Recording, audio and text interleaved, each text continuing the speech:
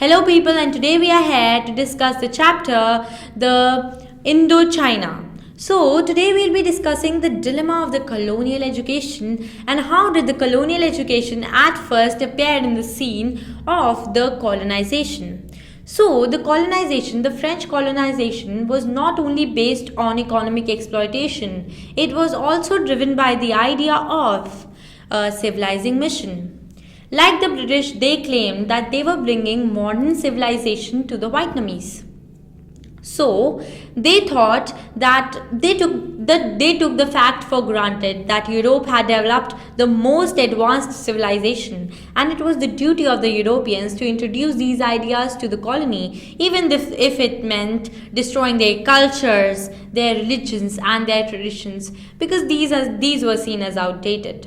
So this is a all round of irony that French had for the Vietnamese.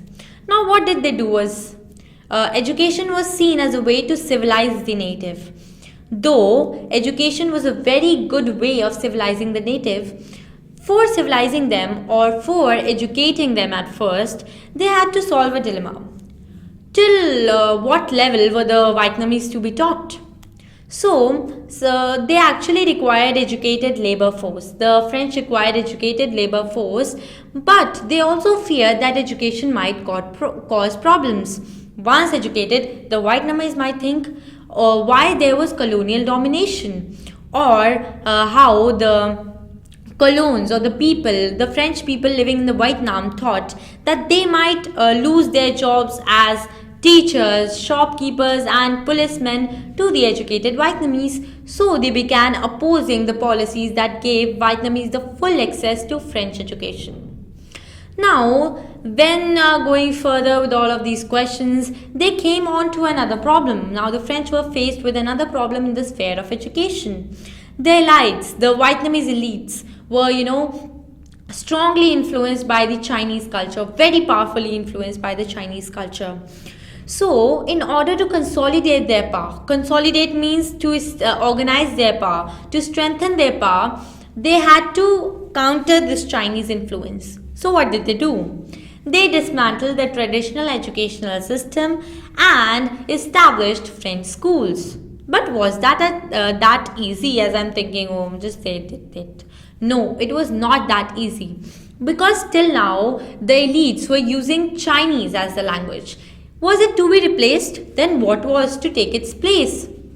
There were two broad opinions on this question. Some people thought and emphasized, I should say, on the need to use French language as a medium of instruction. Vietnamese, once educated in French, by learning French, they felt that Vietnamese will be introduced to the French cultures and civilization.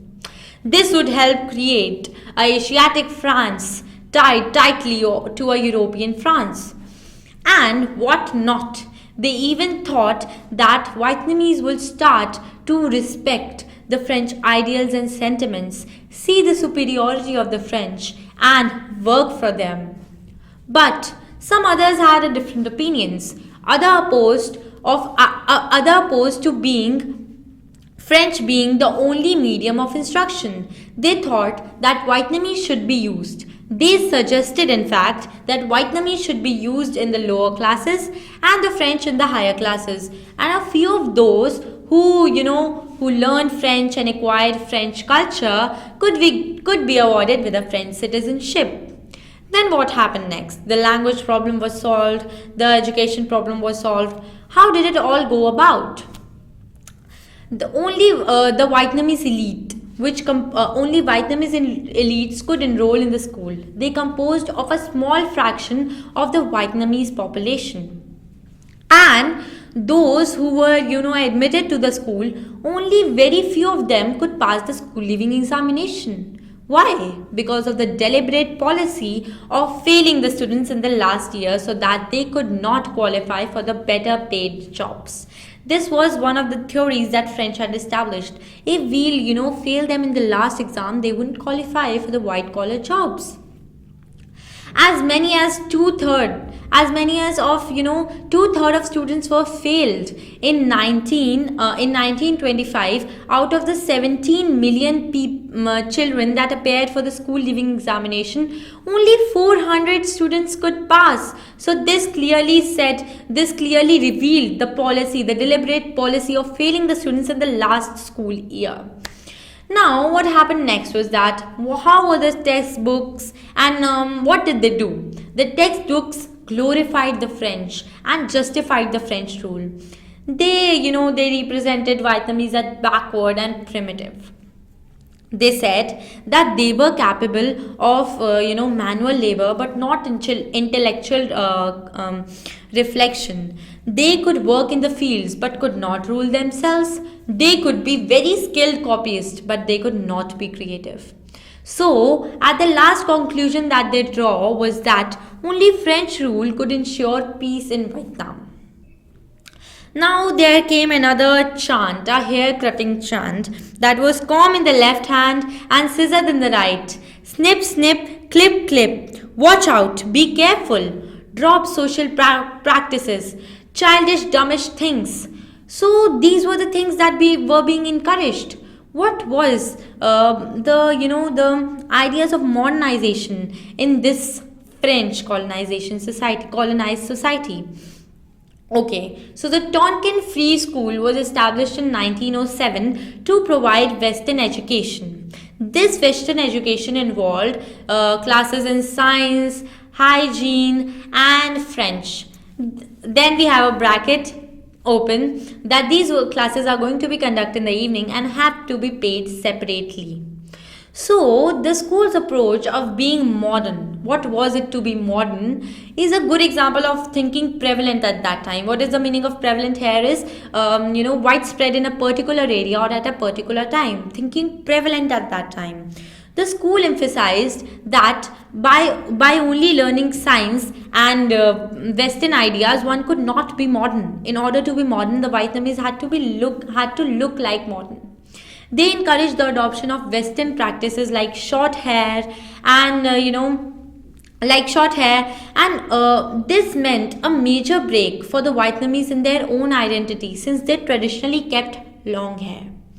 So this was it. They actually did all that they wanted, and now there was some time for resistance from the part of the Vietnamese.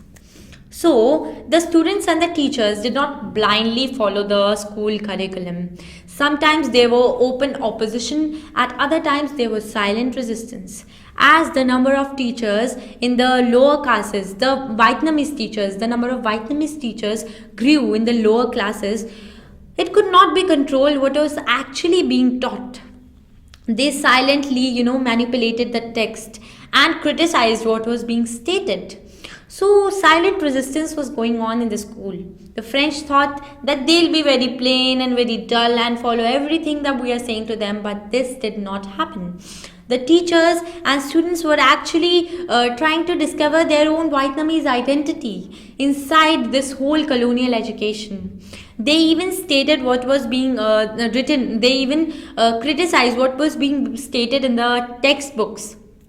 And the textbooks which glorified the French and saw these Vietnamese as primitive.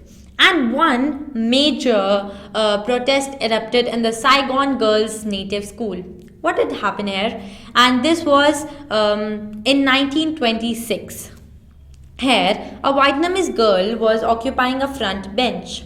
She was asked to move back to let this front bench be occupied by another French local student. She refused.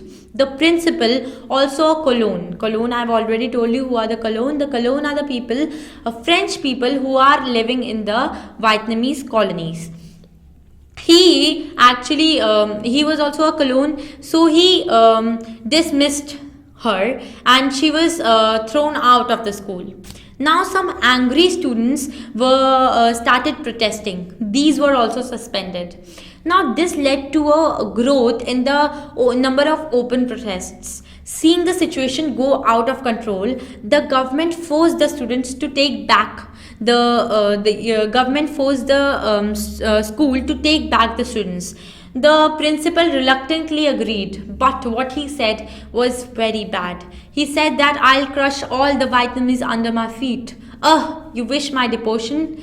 Know that for sure that I will not leave Vietnam until Cochin, China, until I'm assured that Vietnamese do no longer inhabit Cochin, China. So he was actually trying to drive out the people from their own native land, which was senseless. Elsewhere, students started protesting against the government's effort to prevent the Vietnamese students from qualifying for the white collar jobs. As I've already told you, in 1925, out of 7 million, just 400 students could pass the school leaving examination. So they were protesting against the government's effort to stop them from having a better lifestyle. They were inspired by democratic ideals. They were inspired by patriotic feelings and the conviction that it was the duty of the education to fight for the betterment and the benefit of the society. Now, this brought them into the conflict with both French and even the Vietnamese elite, as both saw their positions threatened.